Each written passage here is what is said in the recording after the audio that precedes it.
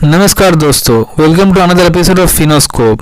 तो आज हम लोग बात करने वाले हैं इक्विटी शेयर्स और प्रेफरेंस शेयर्स के ऊपर। उम्मीद है आपको ये वीडियो अच्छा लगेगा, और अगर आपको ये वीडियो अच्छा लगे तो आप लोग मेरा चैनल लाइक, शेयर और सब्सक्राइब कीजिए। तो चलिए हम लोग देख लेते हैं कि इक्विटी शेयर्स और प्रेफरेंस शेयर्स में डिफरेंस क्या होता है। तो इक्विटी शेयर और प्रेफरेंस शेयर्स में जाने से पहले हम लोग ये जान लेते हैं कि आखिर शेयर क्या होता है। तो देखिए, कोई भी बिजनेस चलाने के लिए एक पैसे की जरूरत होता है जो हम इन्वेस्ट करते हैं बिजनेस में। उस पैसे को कहा जाता है कैपिटल। अब ये जो कैपिटल है वो कैपिटल किसी एक पर्सन के लिए अरेंज करना थोड़ा मुश्किल है, और अगर वो पर्सन अरेंज कर भी लिए तो वो पूरा का पूरा अगर अरेंज कर देते हैं तो पूरा का पूरा अपने खुद के पॉकेट से इन्वेस्ट करना नहीं चाहेंगे, क्योंकि वहां पर एक बहुत बड़ा ब्लॉकेज ऑफ फंड हो जाएगा। तो वो क्या करना चाहेंगे कि ये जो कैपिटल है जो बिजनेस के लिए जरूरत है, ये पूरा का पूरा कैपिटल वो बहुत से लोगों में बांट देना चाहेंगे। ठीक है ना, मैं आपको समझाता हूं एक एग्जांपल से। देखिए, समझ लीजिए कि ये कैपिटल है, ये पूरा का पूरा क्या है, ये कैपिटल है जो बिजनेस के लिए जरूरत है। ठीक है ना। अब ये जो कैपिटल है, ये कैपिटल आप जैसे मैंने कहा बहुत से लोगों में बांट दिए, तो समझ लीजिए ये छोटे छोटे हिस्से में आप बांट दीजिए। ठीक है ना, ऐसे छोटे छोटे हिस्से में आपने बांट दिए। तो जैसे ही आप छोटे छोटे हिस्से में बांट दिए, शेयर कर दिए, तो ये कैपिटल बन गया शेयर कैपिटल। ठीक है ना, इस कैपिटल को हम कहेंगे शेयर कैपिटल। अब ये जो छोटा छोटा हिस्सा है, इसमें समझ लीजिए ये एक हिस्सा अगर मैं किसी इंडिविजुअल को सेल करता हूं तो वो जो हिस्सा मैंने सेल किया वो हिस्सा बन जाएगा शेयर, और वो पर्सन बन जाएगा शेयर होल्डर। ठीक है ना, एक हिस्सा मतलब ये जो टोटल शेयर कैपिटल है उसका एक यूनिट, ठीक है ना, उसका एक यूनिट को कहा जाएगा शेयर। ठीक है ना, और वो जो बंदा जिसको मैंने एक यूनिट बेचा है वो बंदा बन जाएगा मेरा शेयर होल्डर। अब ये जो जितने सारे जो आप यूनिट्स देख रहे हैं, जो छोटा छोटा यूनिट्स में मैंने डिवाइड कर लिया है, बांट लिया है, ये सब यूनिट्स एक एक यूनिट्स इक्वल है। ठीक है ना, ये सब यूनिट्स इक्वल है, मतलब इनका वैल्यू इक्वल है। अब देखिए, शेयर जो कि इशू किया जाता है वो शेयर बेसिकली दो तरह का होता है। ठीक है ना, एक इक्विटी शेयर और एक प्रेफरेंस शेयर। ठीक है ना, जो शेयर आप इशू करते हैं, जो शेयर जैसे मैंने कहा कि शेयर इशू करके पैसा रेज किया जाता है मार्केट से, वो शेयर बेसिकली दो तरह का होता है, एक इक्विटी शेयर और एक प्रेफरेंस शेयर। इस वीडियो में हम देखेंगे कि इक्विटी शेयर और प्रेफरेंस शेयर होता क्या है, और इक्विटी शेयर और प्रेफरेंस शेयर में डिफरेंस क्या होते हैं। ठीक है, तो चलिए देख लेते हैं पहले कि इक्विटी शेयर और प्रेफरेंस शेयर होते क्या है, उनका डेफिनेशन क्या है। तो देखिए, इक्विटी शेयर जो है उनको ऑर्डिनरी शेयर्स कहा जाता है। ऑर्डिनरी शेयर का मतलब क्या होता है, मतलब कि इक्विटी शेयर होल्डर्स के जो राइट्स होते हैं, ठीक है ना, इक्विटी शेयर होल्डर्स के जो राइट्स होते हैं वो राइट्स ऑर्डिनरी होते हैं, उसमें कोई स्पेशल राइट नहीं होता है। ठीक है ना, इक्विटी शेयर होल्डर का जो राइट होता है वो राइट ऑर्डिनरी होता है, उसमें कोई स्पेशल राइट नहीं होता है। राइट्स मतलब क्या, इक्विटी शेयर होल्डर का राइट क्या होता है, जैसे कि वो ओनर होते हैं या वो उनको डिविडेंड मिलता है। ठीक है ना, तो उनमें कोई स्पेशल राइट नहीं रहता है। दूसरी तरफ अगर आप देखें कि प्रेफरेंस शेयर जो होते हैं, प्रेफरेंस शेयर होल्डर को एक प्रेफरेंशियल राइट मिलता है। ठीक है ना, एक प्रेफरेंशियल राइट मिलता है, मतलब कि एक स्पेशल राइट मिलता है। स्पेशल राइट क्या है, वो प्रेफरेंशियल राइट क्या है, वो प्रेफरेंशियल राइट है पेमेंट ऑफ डिविडेंड में और पेमेंट ऑफ रीपेमेंट के टाइम। पेमेंट ऑफ डिविडेंड में एक स्पेशल राइट मिलता है, और कैपिटल रीपेमेंट के टाइम, कब, जब कंपनी बंद हो जाए, वाइंडिंग अप ऑफ कंपनी के टाइम जब रीपेमेंट किया जाता है पैसा, उस समय उनको एक स्पेशल राइट मिलता है। क्या राइट मिलता है, डिविडेंड और रीपेमेंट ऑफ कैपिटल, इन दोनों में स्पेशल राइट प्रेफरेंस शेयर को जो मिलता है प्रेफरेंस शेयर होल्डर्स को, वो है इक्विटी शेयर होल्डर से पहले प्रेफरेंस शेयर होल्डर्स को डिविडेंड पेमेंट किया जाता है।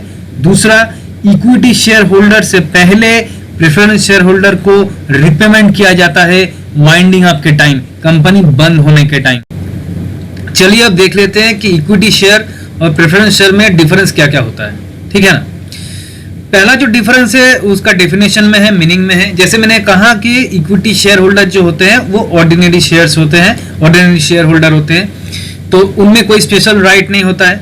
वो कंपनी के ओनर्स होते हैं, उनको कंपनी ओनरशिप मिलता है, लेकिन कोई स्पेशल राइट नहीं मिलता है। दूसरी तरफ प्रेफरेंस शेयर होल्डर्स को स्पेशल राइट मिलता है, 2 स्पेशल राइट मिलता है। वो क्या है? डिविडेंड पेमेंट के टाइम इक्विटी शेयर होल्डर से पहले डिविडेंड पेमेंट किया जाता है। दूसरा, जब कंपनी बंद होता है तब जो कैपिटल रिपेमेंट किया जाता है उस समय इक्विटी शेयर होल्डर से पहले प्रेफरेंस शेयर होल्डर्स को कैपिटल रिपेमेंट किया जाता है। दूसरा डिफरेंस क्या है? दूसरा डिफरेंस है आपका पेमेंट ऑफ डिविडेंड में। इक्विटी शेयर होल्डर्स को जो डिविडेंड मिलता है, ठीक है ना, डिविडेंड मतलब क्या? डिविडेंड मतलब जो डिविडेंड आफ्टर टैक्स डिविडेंड जो मिलता है, ठीक है ना, आफ्टर टैक्स डिविडेंड जो मिलता है वो उसका डिविडेंड का रेट जो रहता है इक्विटी शेयर होल्डर्स का, वो फ्लक्चुएटिंग रेट रहता है। यानी कि इक्विटी शेयर होल्डर्स का डिविडेंड का रेट डिपेंड करता है कंपनी के प्रॉफिटेबिलिटी के ऊपर, कंपनी के प्रॉफिट के ऊपर।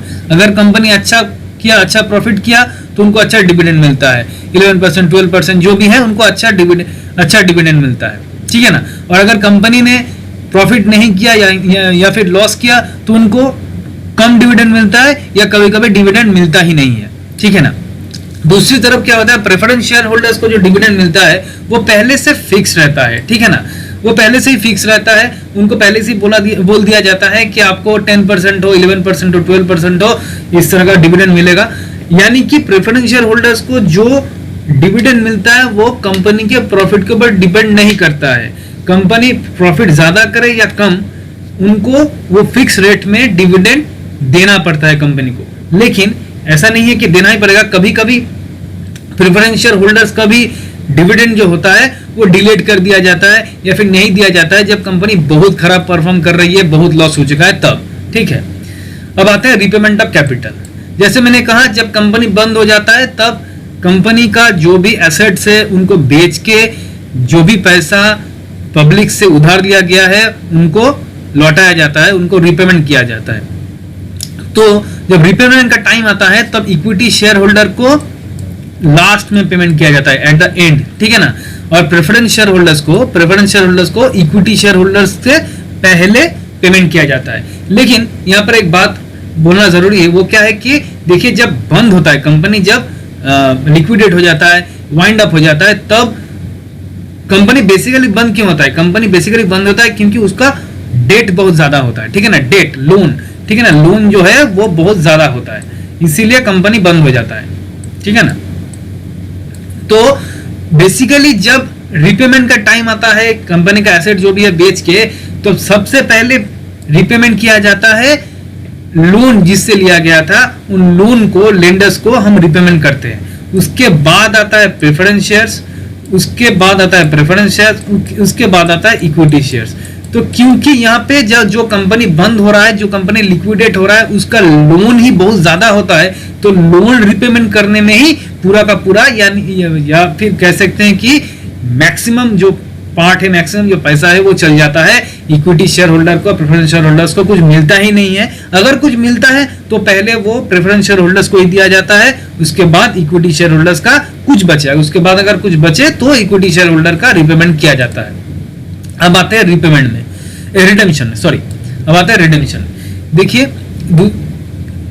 रिडेम्पशन क्या है कि इक्विटी शेयर होल्डर कभी भी रिडीमेबल नहीं है, ठीक है ना। एक कंपनी के लाइफ टाइम में इक्विटी शेयर्स रिडीमेबल नहीं होते हैं। वो कब रिडीमेबल होते हैं? जब कंपनी बंद हो रहा है, जब कंपनी का लिक्विडेशन होता है, तो इक्विटी शेयर होल्डर्स और बेसिकली इक्विटी शेयर्स और बेसिकली इररिडीमेबल, वो रिडीम नहीं किया जा सकता है।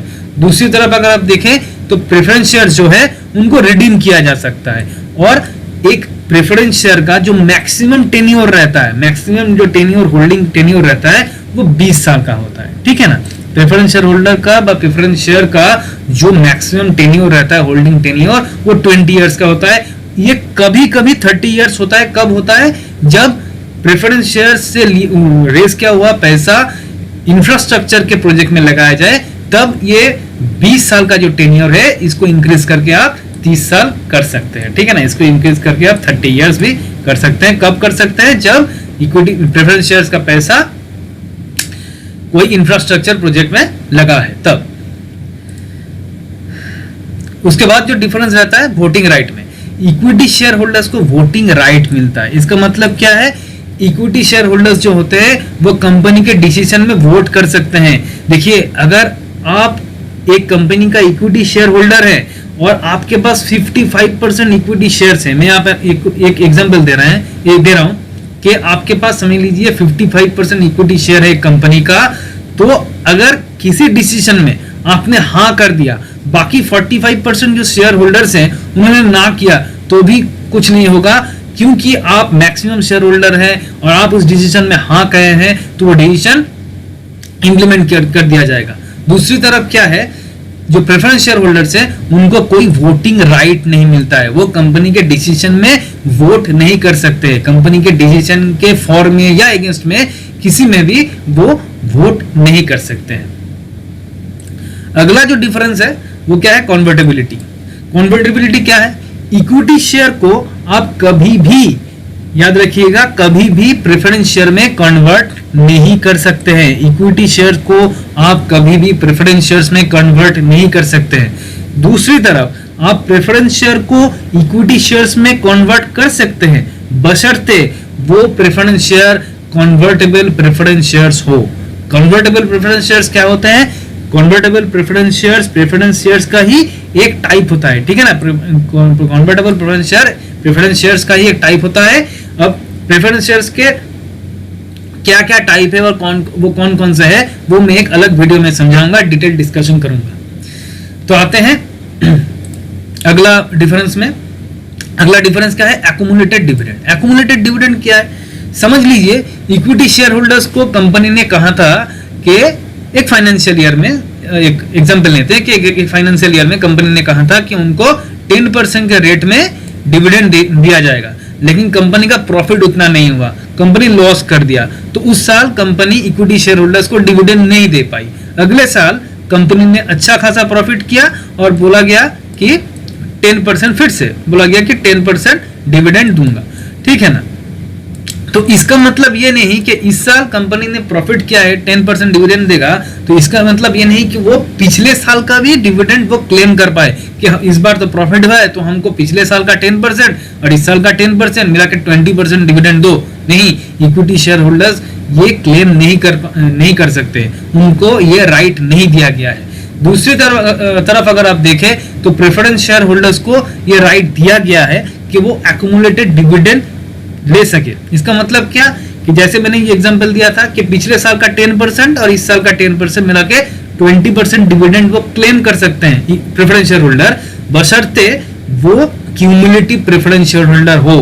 क्यूमुलेटिव प्रेफरेंस शेयर भी प्रेफरेंस शेयर का ही एक टाइप होता है, वो मैं जो वीडियो बनाऊंगा प्रेफरेंस शेयर के टाइप के ऊपर, उसमें डिटेल डिस्कशन करूंगा। अगला जो डिफरेंस आता है वो आता है आपका ओनरशिप में, ओनरशिप और कंट्रोल में। देखिए, इक्विटी शेयर होल्डर्स को ओनर्स होते हैं, उसके साथ साथ उनका मैनेजमेंट के डिसीजन में कंट्रोल भी रहता है। जैसे मैंने कहा कि इक्विटी शेयर होल्डर्स का वोटिंग पावर रहता है, वोटिंग राइट है, तो मैनेजमेंट के डिसीजन में वोट कर सकते हैं उनके अगेंस्ट में या उनके फॉर में।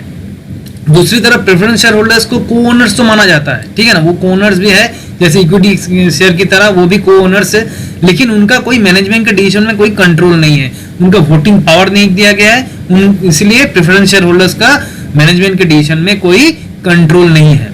अब आते हैं कि कौन कौन से टाइप के इन्वेस्टर इक्विटी शेयर में इन्वेस्ट करते हैं और कौन कौन से टाइप के इन्वेस्टर प्रेफरेंस शेयर में इन्वेस्ट करते हैं। देखिए, इक्विटी शेयर्स में इंस्टीट्यूशनल इन्वेस्टर्स के साथ साथ रिटेल इन्वेस्टर भी इन्वेस्ट करते हैं। इंस्टीट्यूशनल इन्वेस्टर जैसे कि आपका म्यूचुअल फंड हाउस हो गया, मर्चेंट बैंक हो गया, इन्वेस्टमेंट बैंक हो गया, उसके साथ साथ रिटेल इन्वेस्टर जैसे कि हम और आपके जैसे कॉमन लोग वो भी इन्वेस्ट कर सकते हैं। मतलब कि इंस्टीट्यूशनल इन्वेस्टर और रिटेल इन्वेस्टर दोनों ही इक्विटी शेयर्स में इन्वेस्ट कर सकते हैं। दूसरी तरफ प्रेफरेंस शेयर में देखिए, प्रेफरेंस शेयर में रिटेल इन्वेस्टर बहुत कम इन्वेस्ट करते हैं। प्रेफरेंस शेयर्स में ज्यादा से ज्यादा आपका फाइनेंशियल इंस्टीट्यूशंस और इंस्टीट्यूशनल इन्वेस्टर ही ज्यादा इन्वेस्ट करते हैं, फैमिली हाउसेस इन्वेस्ट करते हैं। इंडिविजुअल्स जो कि बहुत वेल्दी इंडिविजुअल्स हैं वही इन्वेस्ट करते हैं प्रेफरेंस शेयर में। बाकी हम कह सकते हैं कि रिटेल इन्वेस्टमेंट या इंडिविजुअल इन्वेस्टमेंट बहुत कम होता है प्रेफरेंस शेयर में।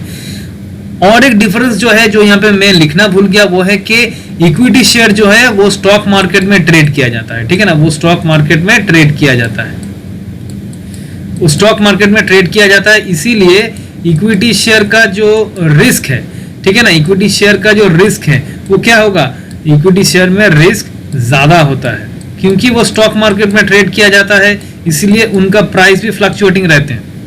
जो भी आपका शेयर का दाम आप लोग देखते हैं टीवी में बढ़ रहा है या गिर रहा है, वो सब इक्विटी शेयर से होते हैं। वो स्टॉक मार्केट में ट्रेड होता है, इसलिए उसका प्राइस में भी फ्लक्चुएशन रहता है और इसीलिए इक्विटी शेयर में रिस्क भी ज्यादा है। दूसरी तरफ आप देखेंगे कि प्रेफरेंस शेयर जो है वो स्टॉक मार्केट में ट्रेड नहीं होते हैं, ठीक है ना। प्रेफरेंस शेयर स्टॉक मार्केट में ट्रेडेड नहीं होते हैं, तो क्योंकि वो स्टॉक मार्केट में ट्रेडेड नहीं होते हैं इसलिए उनका रिस्क जो है, रिस्क फैक्टर भी बहुत कम होता है, ठीक है ना। प्रेफरेंस शेयर्स में रिस्क फैक्टर भी बहुत कम होता है।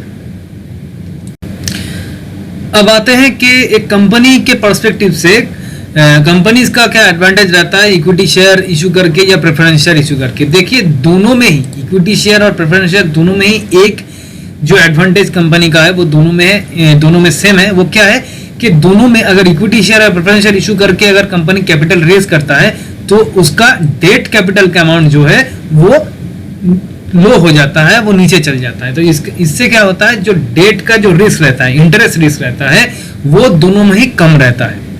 अपने कैपिटल स्ट्रक्चर में एक कंपनी डेट जितना कम कर पाए उतना ही उसके लिए अच्छा है। तो इक्विटी शेयर या प्रेफरेंस शेयर से अगर एक कंपनी पैसा रेज करता है मार्केट से, तो उस कंडीशन में अपने कैपिटल स्ट्रक्चर में, एक कंपनी का कैपिटल स्ट्रक्चर में डेट का रिस्क बहुत कम रहता है। ये दोनों प्रेफरेंस शेयर और इक्विटी शेयर दोनों में ही होता है।